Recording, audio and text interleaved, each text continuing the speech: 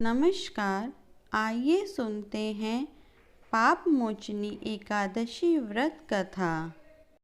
अर्जुन ने भगवान श्री कृष्ण से कहा, हे मधुसूदन, आपने फाल्गुन मास के शुक्ल पक्ष की एकादशी अर्थात आंवली की एकादशी के बारे में विस्तार पूर्वक बताया। चैत्र माह के कृष्ण पक्ष में आने वाली एकादशी का क्या नाम है तथा उसकी विधि क्या है? कृपया करके आप मेरी बढ़ती हुई जिज्ञासा को शांत करें। भगवान श्री कृष्ण ने कहा, हे अर्जुन, चैत्र मास के कृष्ण पक्ष की एकादशी को पाप मोचनी एकादशी के नाम से जाना जाता है। एक बार की बात है, पृथ्वीपति राजा मांधाता के लोमश ऋषि से यही प्रश्न किया था जो तुमने मुझसे किया है। अतः जो कुछ भी ऋषि लोमश ने राजा मांधाता को बताया वही मैं तुमसे कह रहा हूँ। राजा मांधाता ने धर्म के गुह्यतम रहस्यों के ज्ञाता महर्षि लोमश से पूछा, हे ऋषि श्रेष्ठ, मनुष्य के पापों का मोचन किस प्रकार संभव है? कृपया कर कोई ऐसा सरल उपाय बताएं जिससे सभी को सहज ही पापों से छुटकारा मिल जाए। महर्षि लोमश ने कहा, हे निप्रति, चैत्र मास के कृष्ण पक्ष की एकादशी का नाम पाप मोचनी एकादशी है। उसके व्रत के प्रभाव से मनुष्यों के अनेक पाप नष्ट हो जाते हैं। मैं तुम्हें इस व्रत की कथा सुनाता हूँ, ध्यानपूर्वक श्रवण करो। प्राचीन समय में चैत्ररथ नाम एक वन था। उसमें अप्सराएं किन्नरों के साथ विहार किया करती थीं। वहाँ सदैव बसंत का मौसम रहता था, अर्थात उस जगह सदा नाना प्रकार के पुष्प खिले रहते थे। कभी गंधर्व कन्याएं विहार किया करती थीं, कभी देवेंद्र अन्य देवताओं के साथ क्रीड़ा किया करते थे। उसी वन में मेधावी नाम के एक ऋषि भी तपस्या में लीन रहते थे। वे शिव भक्त थे। एक दिन मंजू घोषा नामक एक अप्सरा ने उनको मोहित कर उनकी निकटता का लाभ उठाने की चेष्टा की। इसलिए वह कुछ दूरी पर बैठ वीणा बजाकर मधुर स्वर में गाने लगी। उसी समय शिव भक्त महर्षि मेधावी को कामदेव भी जीतने का प्रयास करने लगे।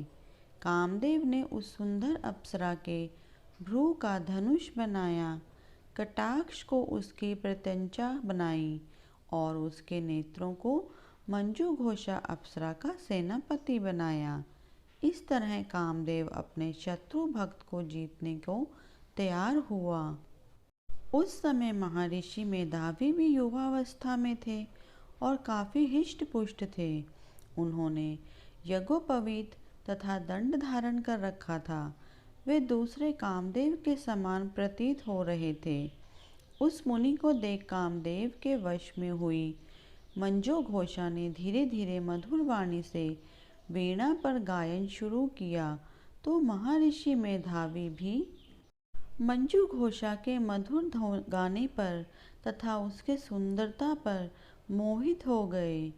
वह अप्सरा मेधावी मुनि को कामदेव से पीड़ित जानकर उनसे आलिंगन करने लगी।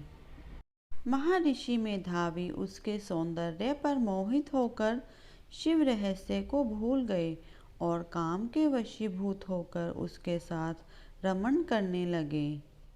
काम के वशीभूत होने के कारण मुनि को उस समय दिन रात का कुछ भी ज्ञान न रहा और काफी समय तक वे रमण करते रहे। तदुपरांत मंजू घोषा उन मुनि से बोली, हे ऋषिवर, अब मुझे बहुत समय हो गया है, अतः स्वर्ग जाने की आज्ञा दीजिए। अप्सरा की बात सुन ऋषि ने कहा, हे मोहिनी, संध्या को तो आई हो, प्रातःकाल होने पर चली जाना। ऋषि के ऐसे वचनों को सुनकर अप्सरा उनके साथ रमण करने लगी। इसी प्रकार दोनों ने साथ साथ बहुत समय बिताया। मंजू घोषा ने एक दिन ऋषि से कहा, हे विप्र, अब आप मुझे स्वर्ग जाने की आज्ञा दीजिए। मुनि ने इस बार भी वही कहा, हे रूपसी, अभी ज़्यादा समय व्यतीत नहीं हुआ है कुछ समय और ठहरो। मुनि की बात सुनकर अप्सरा ने कहा, हे ऋषिवर, आपकी रात तो बहुत लंबी है। आप स्वयं ही सोचिए कि मुझे आपके पास आए कितना समय हो गया। अब और ज़्यादा समय तक ठहरना क्या उचित है? अप्सरा की बात सुन मुनि को समय का बोध हुआ और वह गंभीरतापूर्वक विचार करने लगे।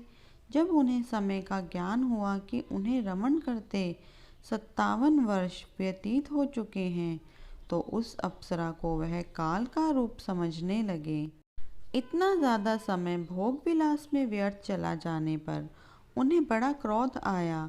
वह भयंकर क्रोध में जलते हुए उस तपनाश करने वाली अप्सरा की तरफ भ्रिकुटी तान कर देखने लगे। क्रोध से उनके अधर कांपने लगे और इंद्रियां बेकाबू होने लगीं। क्रोध से थरथराते स्वर में मुनि ने उस अप्सरा से कहा, मेरे तप को नष्ट करने वाली दुष्टा, तू महापापिनी और बहुत ही दुराचारिणी है। तुझ पर धिक्कार है। अब तू मेरे श्राप से पिशाचिनी बन जा। मुनि के क्रोधयुक्त श्राप से वह अप्सरा पिशाचिनी बन गई। यह देखकर वह व्यथित होकर बोली, हे ऋषिवर, अब मुझ पर क्रोध त्याग कर प्रसन्न होइए और कृपा करके बताइए कि इस श्राप का निवारण किस प्रकार होगा। विद्वानों ने कहा है कि साधुओं की संगत अच्छा फल देने वाली होती है और आपके साथ तो मेरे बहुत वर्ष व्यतीत हुए हैं। अतः आप मुझ पर प्रसन्न हो जाइए, अन्यथा लोग कहेंगे कि एक पुण्य आत्मा के साथ रहने पर मंजू घोषा को पिशाचनी बनना पड़ा। मंजू घोषा की बात सुनकर मुनि को अपने क्रोध पर अत्यंत ग्लानि हुई, साथ ही अपनी अपकृति का भय भी हुआ। अतः पिशाचनी बनी मंजू घोषा से मुनि ने कहा, तूने मेरा बड़ा बुरा किया है, किंतु फिर भी मैं तुझे इस श्राप से मुक्ति का उपाय बताता हूँ। चैत्र मास के कृष्ण पक्ष की जो एकादशी है, उसका नाम पाप मोचनी है। उस एकादशी का उपवास करने से तेरी पिशाचनी की देह से मुक्ति हो जाएगी। ऐसा कहकर मुनि ने उसको व्रत का सब विधान समझा दिया। फिर अपने पापों का प्रायश्चित करने के लिए वे अपने पिता च्यवन ऋषि के पास गए। च्यवन ऋषि ने अपने पुत्र मेधावी को देखकर कहा, हे पुत्र, ऐसा क्या किया तूने कि तेरे सभी तप नष्ट हो गए, जिससे तुम्हारा समस्त तेज मलिन हो गया।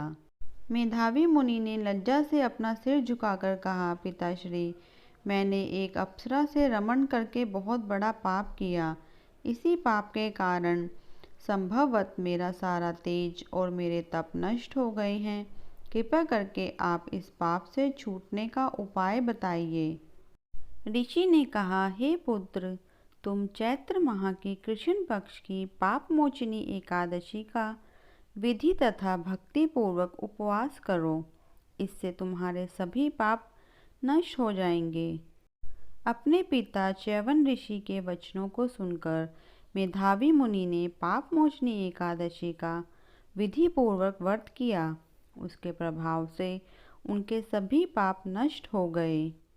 मंजू घोषा अप्सरा भी पाप मोचनी एकादशी का उपवास करने से पिशाचनी की देह से छूट गई और पुनः अपना सुंदर रूप धारण कर स्वर्गलोक चली गई। लोमश मुनि ने कहा, हे राजन, इस पाप मोचनी एकादशी के प्रभाव से समस्त पाप नष्ट हो जाते हैं। इस एकादशी की कथा के श्रवण व पठन से 1000 गोदान करने का फल प्राप्त होता है।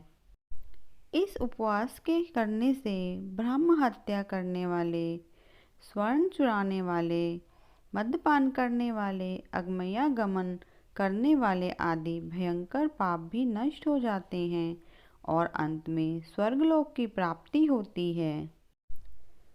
प्लीज़ हमारे चैनल को लाइक, शेयर एंड सब्सक्राइब करें। धन्यवाद।